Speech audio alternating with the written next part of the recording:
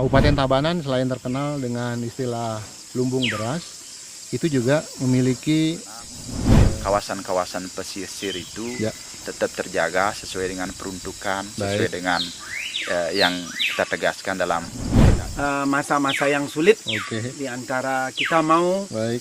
tetap di pariwisata atau kita kembali ke asal. Ya. Siapa tahu nanti kita punya sumber daya manusia Dan beliau ini Pak Wayan adalah pilot. mendukung daripada visi misi Tabanan.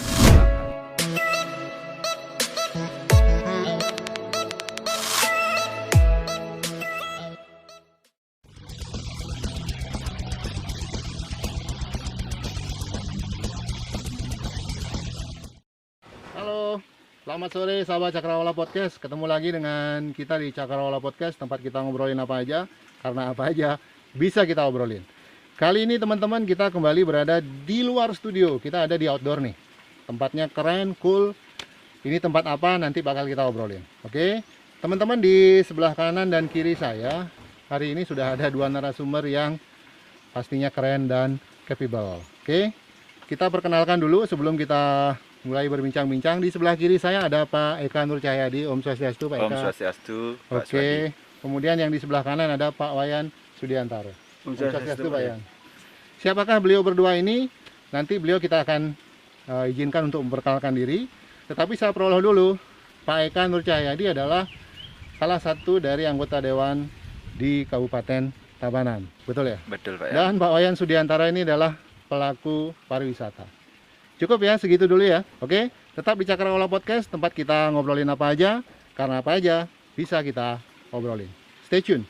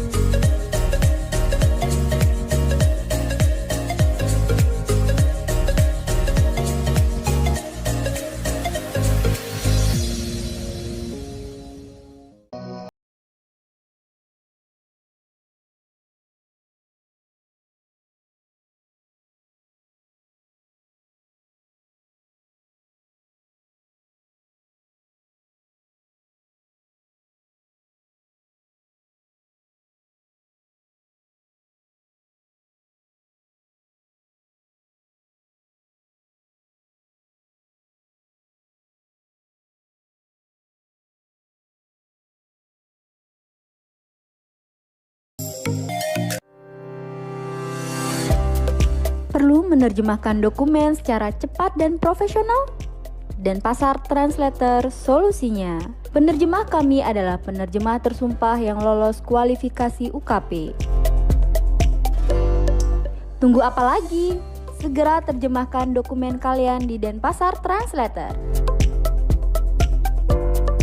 Your document is our priority. Sahabat Cakrawala, sekarang kita bakal berbincang-bincang, tapi sebelum itu kita berikan waktu buat Pak Eka dan Pak Wayan Sudiantara untuk memperkenalkan diri lebih lanjut. Pak Eka, saya ke Pak Eka dulu ya, Pak Wayan ya. Pak Eka ini setahu saya cuman sebagai anggota dewan di Kabupaten Tabanan saja. Sudah berapa periode Pak Eka? Terima kasih Pak Wayan, Ya. Pak Swadi ya. Biar lebih santai kita. Oke. Terima kasih kita sudah ikut bergabung sekarang di Cakrawala Podcast. Jadi saya perkenalkan diri. Jadi sebut saja Eka. Kan sudah terbiasa mungkin. Ya, oke. Jadi lengkapnya Ibu Eka Putra Nur Cahyadi. Kebetulan Oke. sudah dua periode Pak Yan. Dua 2014, 2019 dan Astungkara terpilih kembali di Oke. 2019 kemarin. Ada rencana lanjut lagi Pak Eka? Ya ketika tetap dipercaya masyarakat, jadi semoga selalu diizinkan untuk Oke. mengabdi. Baik. Terima kasih. Oke, kalau Pak Wayan Sudiantara, silakan Pak Wayan. Nama saya Wayan Sudiantara. Mhm. Kami pelaku pariwisata, terutamanya untuk pariwisata Eropa. Terus kami basic daripada tour guide dan ingin membuat suatu kreatif destinasi wisata yang Oke. ada di desa. Gitu. Karena pandemi, kami juga kelimpungan menghadapi wisatawan Eropa, tapi dengan suatu ide kreatif kami mencoba untuk berkreasi dengan Oke. branding Desa Kopi. Desa Kopi. Oke, Ya, itu teman-teman. pertama. Terima kasih Pak Wayan. Nanti kita lanjut ya ngobrolnya. Pak Wayan ini adalah salah satu tetangga saya di Desa Sidakare di Denpasar. Saya juga nggak tahu ternyata beliau selain aktif di dunia pariwisata dulu sebagai guide ya Pak Wayan ya. Ternyata Pak Wayan Sudiantara ini memiliki sebuah tempat yang nanti bakal kita obrolin ya teman-teman ya. Oke, kita lanjut saja ngobrol biar lebih santai karena kita sudah berjarak. Pak Wayan dalam keadaan sehat? Sehat, Pak sehat. Eka sehat? Sehat. Kita buka masker ya. Boleh. Nah, Kabupaten Tabanan selain terkenal dengan istilah lumbung beras, itu juga memiliki banyak sekali daerah tujuan wisata, terutama kalau saya lihat wisata alam ya. Karena memang Kabupaten Tabanan diuntungkan oleh kondisi geografisnya yang luar biasa. Kalau kita melihat di sisi selatan itu ada tanah lot yang sangat fenomenal. Kemudian ada dataran tinggi di Jatiluwe, Bedugul, dan banyak lagi yang lain. Banyak lagi. Itu keunikan Kabupaten Tabanan. Nah, kalau saya mau tahu nih pendapatnya Pak Eka Nur Cahyadi. Apa pandangan Pak Eka terhadap dunia pariwisata Kabupaten Tabanan sebelum Covid? Silakan Pak Eka. Terima kasih Pak Suwadi. Jadi pandangan saya sebagai wakil masyarakat dan juga anggota DPRD yang di Tabanan. Jadi tentu dengan komitmen pemerintah Oke. terkait dengan membangun daripada potensi Tabanan ini sendiri. Ya, Jadi tentunya kita selalu melihat daripada potensi-potensi daripada Tabanan sendiri. Ya. Jadi kebetulan saya di Ketua Komisi 1 Ketua Komisi yang 1. bidang Oke. masalah regulasi Ya. pemerintahan. Jadi kita mencoba juga mengawal pemerintahan Tabanan terkait masalah regulasi pemerintahan, tentunya masalah membangun daripada potensi dari RT RW-nya, Oke. revisi RT RW-nya. Itu sudah dibahas Pak Eka? RT Sudah. RW sudah dibahas ya?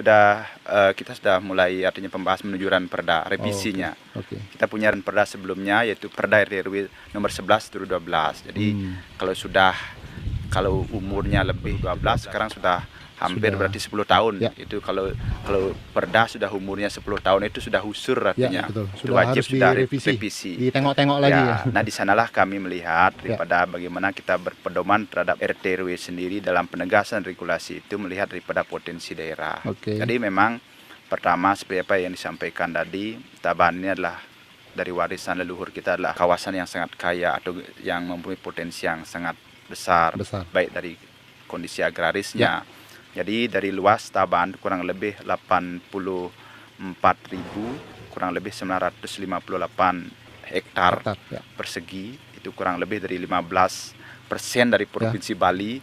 Yaitu hampir kita memiliki kawasan pertanian itu kita kunci di angka 18%. Oke. Jadi itu dari RT RW sebelumnya, di mana di sana itu di dalamnya ada potensi, kita punya danau, kita punya gunung yang memang juga kawasan-kawasan yang disebutkan kawasan strategis nasional juga.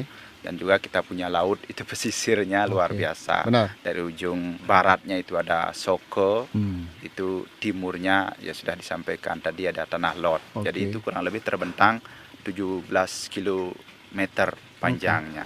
Wah, luar biasa Nah, ya. artinya Potensinya dengan itu ya. potensi seperti itu kita tahu bahwa Tabanan ini harus sekarang kami lihat perkembangan 10 tahun terakhir masyarakat ke Tabanan itu melihat Tabanan selain melihat salah satu pertanian. Ya. Selain jangankan DTW potensi yang kami sampaikan, yang saya sampaikan tadi ada danau, ada pesisir. Ya. Jadi orang melihat daripada kehamparan sawah kita pun sekarang bukan urusan masalah pertanian saja. Jadi intinya kawasan pertanian kita juga menjadi salah objek satu wisata ya? potensi wisata. Baik, Salah Kak. satunya DTW kita yang ada Jatiluwe itu. Oke, Jatiluwe. Baik, Pak Eka. Kalau saya mengamati ini, mungkin Pak Wayan juga sebagai pelaku pariwisata sudah tahu. Kalau di sisi selatan Tabanan, yang tadi Pak Eka jelaskan dari barat di paling barat apa ya pantainya tadi? Pantai Soko sampai di Pantai Nyanyi ya, mungkin paling timur ya. Itu kawasan pesisir Tabanan lumayan banyak dikuasai oleh investor ya. Apakah pemerintah Kabupaten Tabanan sudah tahu fakta-fakta ini, Pak? Jadi pertama dari kebijakan dan tupoksi pemerintah daerah tentunya sebagai perpanjangan tangan pemerintah provinsi dan juga pusat. Jadi dengan otonomi kita, jadi ada beberapa hal mungkin batasan-batasan. Jadi pemerintah daerah juga mengatur terkait masalah bagaimana perilaku-perilaku yang terbangun di masyarakat. Kawasan-kawasan pesisir itu tetap terjaga sesuai dengan peruntukan, sesuai dengan yang kita tegaskan dalam perda itu sendiri. Jadi contohnya wisata pesisir itu dengan kawasan yang memang peruntukannya adalah artinya dengan sepadan pantai, dengan kawasan hijaunya itu harus tetap kita jaga. Saya setuju itu Pak Eka. Dan tentunya kalau bisa didorong adanya pola kerjasama ya Pak Wayan. Masyarakat lokal memiliki lahan, kemudian ada investor yang ingin masuk, kerjasamalah di situ. Baik Pak Eka, terima kasih. Sekarang saya ke Pak Wayan.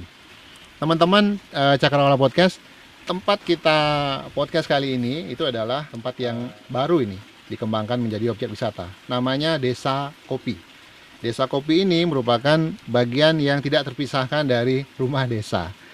Dan beliau ini Pak Wayan adalah founder dari rumah desa.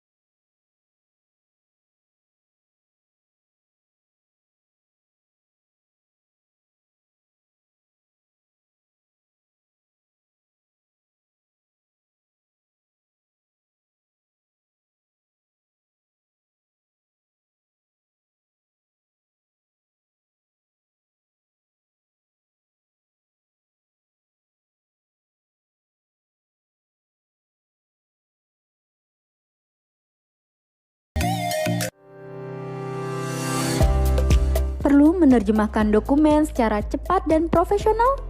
Dan Pasar Translator solusinya. Penerjemah kami adalah penerjemah tersumpah yang lolos kualifikasi UKP. Tunggu apa lagi? Segera terjemahkan dokumen kalian di Denpasar Translator. Your document is our priority.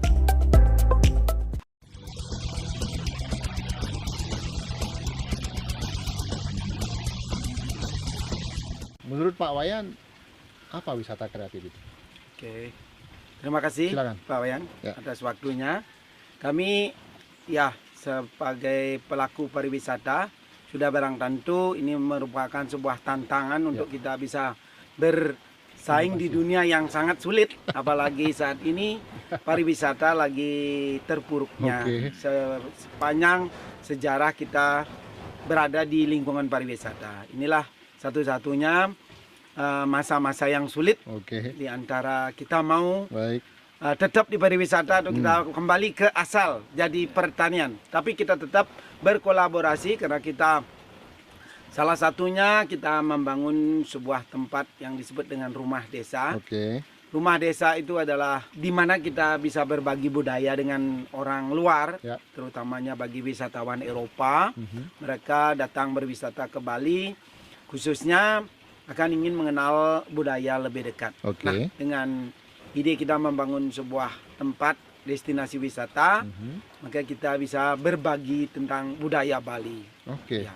Kalau boleh diceritain sedikit Pak Wayan. Sebenarnya ide awalnya selain merupakan pikiran hati nurani Pak Yan dalam menjawab sebuah tantangan dalam menciptakan destinasi wisata. Kira-kira apa yang menginspirasi Pak Wayan sehingga tercipta rumah desa dulu? Kita bicara rumah desa dulu. Oke. Ya, karena kami juga pelaku daripada pariwisata, sudah barang tentu kita ingin mempertahankan budaya Bali Oke. atau ingin memperkenalkan budaya Bali lebih dekat Ya. kepada para pengunjung atau wisatawan Oke. asing dan domestik pada umumnya. Nah, dari dasar itulah kita membangun sebuah branding yang kita sebut rumah desa. Rumah desa. Oke. Karena konotasinya kalau rumah ada di desa pasti ada daya tarik tersendiri Oke. tentang tradisi dan budaya yang akan mereka dapatkan. Seperti juga desa-desa wisata yang ada di seluruh Bali. Oke. Pada Kalau umumnya. dari sisi fasilitas, apa saja yang ada di rumah desa Pak Wayan? Fasilitas yang kita bangun di rumah desa sendiri adalah kita tidak membangun, kita manfaatkan yang sudah ada. Seperti Manfaatkan yang sudah ada. ya, Oke. seperti rumah-rumah penduduk yang ditinggal penghuninya merantau ke kota, itu yang kita garap sebenarnya Oke. untuk jadikan homestay Oh, oke. yang ada baik. di desa kami, desa baru, dan kami punya pilot project di desa wisata Pingi. Oh, oke. Ya. Berarti memanfaatkan justru potensi lokal rumah-rumah penduduk yang Di existing mereka, ada ya, Tapi ya. ditinggalkan. Berarti karena mereka kebutuhan kerja di kota, Oke. berarti ada 20% masyarakat kami yang merantau Baik. dari desa untuk mencari nafkah yang lebih bagus, dan mereka punya tempat. Nah, dalam saya melihat peluang itulah kami bisa membangun, karena kami tidak bisa membangun yang begitu banyak. Baik, Makanya baik. kita manfaatkan yang sudah ada. Nah, dari itu kita bisa membuat sebuah tempat wisata menginap yang disebut Oke. dengan homestay di desa. Berarti ada pola kerjasama yang dilakukan dengan melibatkan masyarakat, Pak Wayan. Iya, iya. Luar biasa ini. Ya. Ini ide yang bagus. Ini dulu Ya. kalau kita tahu zamannya Pak Gubernur Mantra, kalau tidak Mantra, salah ya. ya. Konsep homestay ini sangat Ya. digembar-gemborkan ya. Ya. Karena ini merupakan konsep yang sangat bagus sebenarnya untuk melibatkan masyarakat sebagai bagian dari pariwisata. Betul, Pak Wayan? Betul. Kalau saya lihat di Instagram Rumah Desa Bali, Ya, itu betul. saya beberapa kali sempat melihat bahwa Ya. di dalamnya juga ada kegiatan cooking class. Betul ya, Pak Wayan? Betul. Membuat minyak kelapa, kemudian belajar membajak Ya, sawah, ya. dan seperti semacam village tour ya. Ya.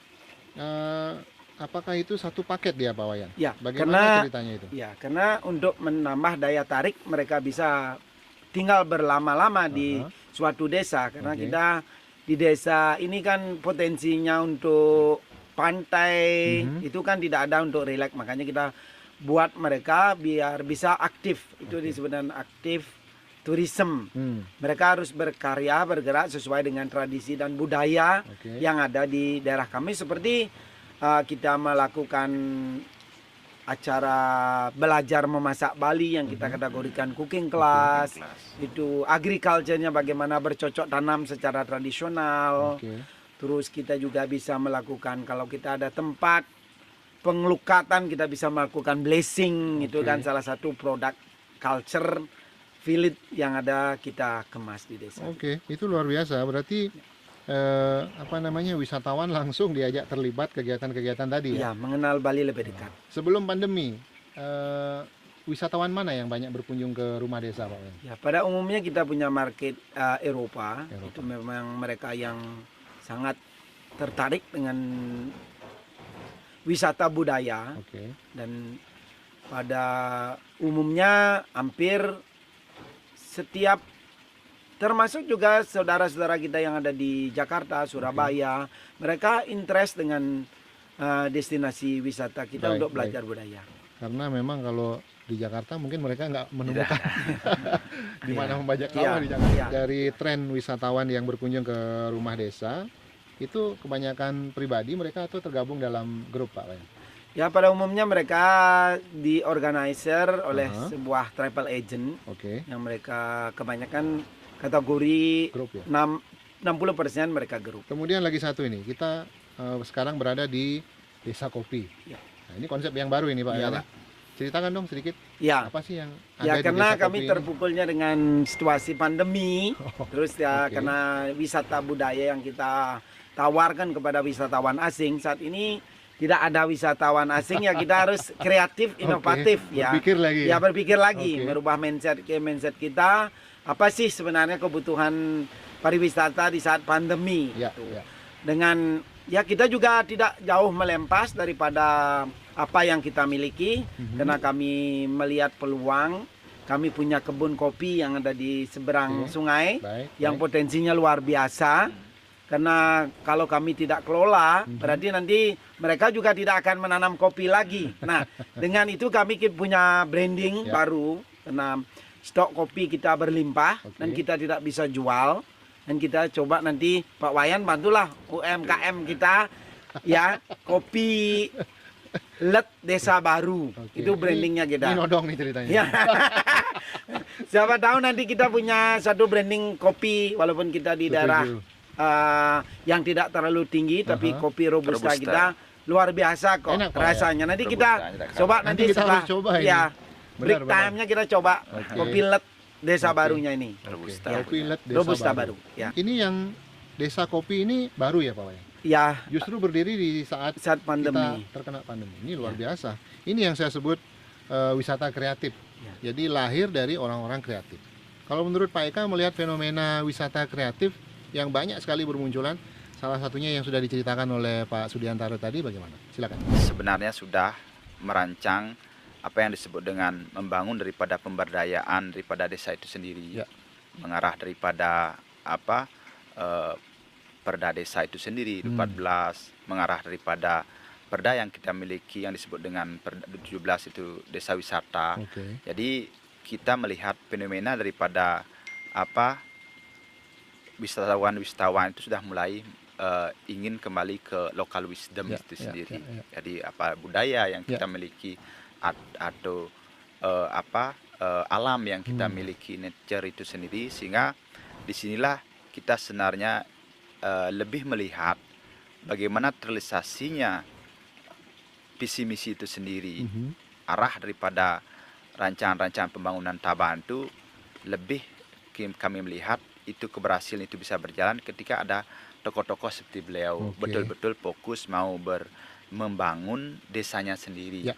Karena Mulai kami dari desa ya, sendiri bisa- ya Pak Eka ya. Jadi seperti apa yang beliau sampaikan tadi, jadi menurut kami beliau ini sudah betul-betul menggali secara tidak langsung daripada apa yang menjadi sebuah visi misi Tabanan itu sendiri. Oke. Baik memperdayakan masyarakat sendiri Ya. di ketika perusahaan desa ini terbangun, Ya. rumah desa ini terbangun, baik dari memanfaatkan daripada perkebunan yang kita miliki setempat, bahwa tentunya kalau kita sudah bicara masalah wisata kita langsung masuk ke pasar. Oke. Oke. Jadi kalau kemarin ya kita kalau sebagai masyarakat yang polanya sangat konvensional itu ya kita tanam padi ya kita jual beras Ya, gabahnya, ya kita jual kopi, kita jual apa yang mentahnya.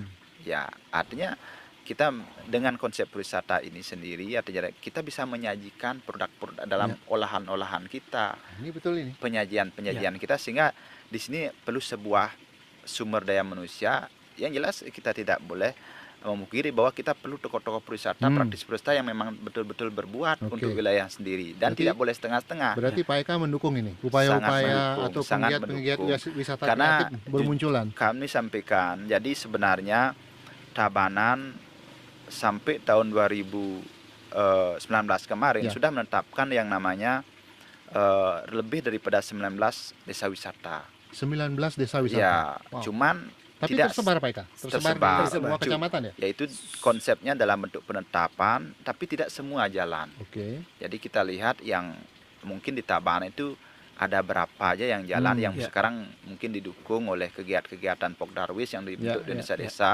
Oke. Itu ada yang di sini contohnya itu desa baru ini ada Pinge, dan di sini ada kopi desa ini sudah luar biasa. Ada di Kerambit ada desa Tiste juga. Kalau di Kediri itu ada Nyambu, ada Cepake. Oh, ya. Di Marga juga kita punya di Umabian. Kalau di Pupuan juga kita yang Pupuan. ada ya. kemampuan ada juga. Ya sehingga harapan kita keseriusan pemerintah daerah untuk menata daripada mendukung secara regulasi, mendukung dari anggaran, mendorong dana desa, mendorong anggaran pemerintah bantu. Menurut kami ya hampir 50%-nya harus didukung oleh praktisi-praktisi seperti beliau ini. Oke, Ya salah baik. satunya yang terbangun di sini.